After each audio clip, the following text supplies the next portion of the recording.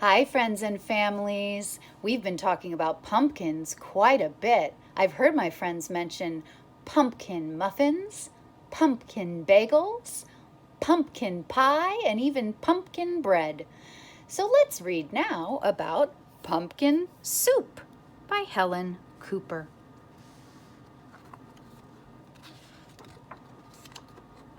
Pumpkin soup.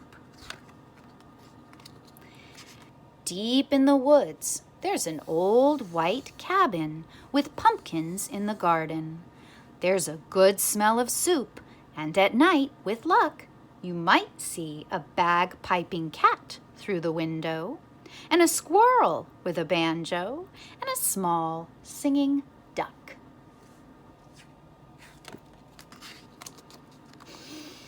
Pumpkin soup, the best you ever tasted. Made by the cat, who slices up the pumpkin. Made by the squirrel, who stirs the water.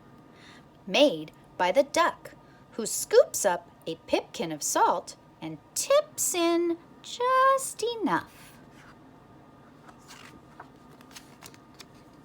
They slurp their soup and play their song, then pop off to bed in a quilt stitched together by the cat, embroidered by the squirrel, and filled with fine feathers from the duck.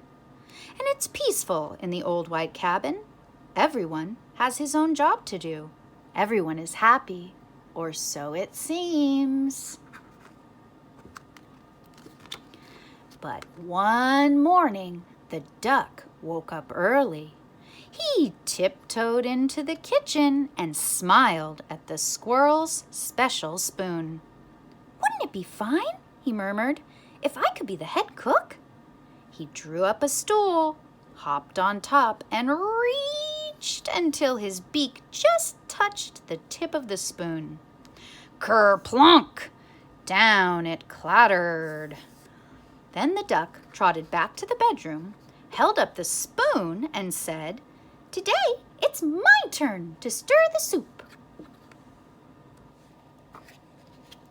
"That's mine," squeaked the squirrel. "Stirring is my job. Give that back." "You're much too small," snapped the cat. "We'll cook the way we always have." But the duck held on tight until the squirrel tugged with all his might, and whoops! The spoon spun through the air and bopped the cat on the head. Then there was trouble.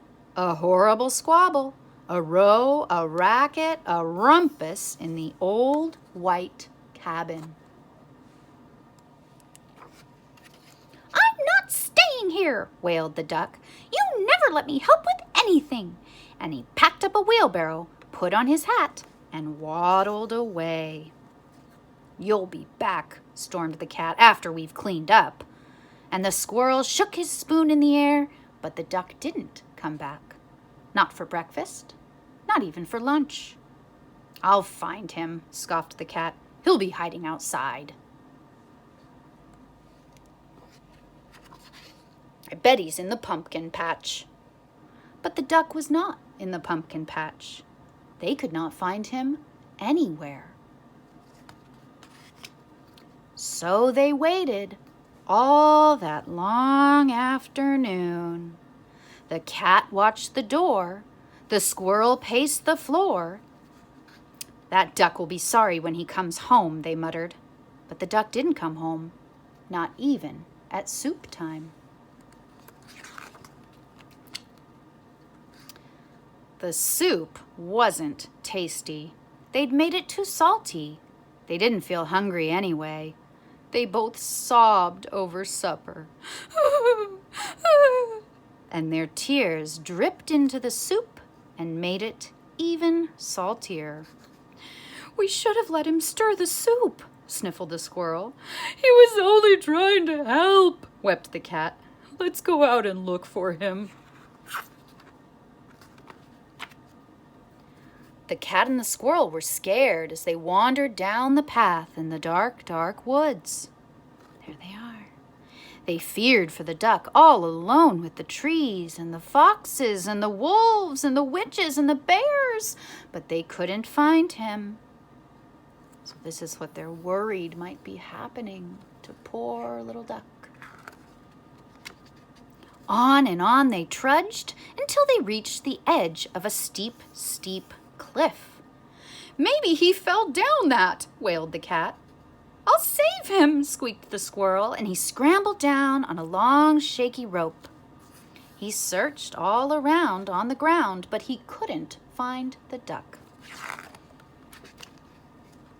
Then the cat whispered in a sad little voice, "Duck might have found some better friends." "He might," sighed the squirrel, "friends who let him help." And the more they thought about it as they plodded back, the more they were sure they were right. But when they were almost home, they saw a light shining from the old white cabin. "It's Duck!" they shrieked as they burst through the door. And the duck was so happy to see them. He was also very hungry, and though it was late, they thought they would all make... What do you think they're going to make? Some pumpkin soup. Oh my. When the duck stirred, the cat and squirrel didn't say a word.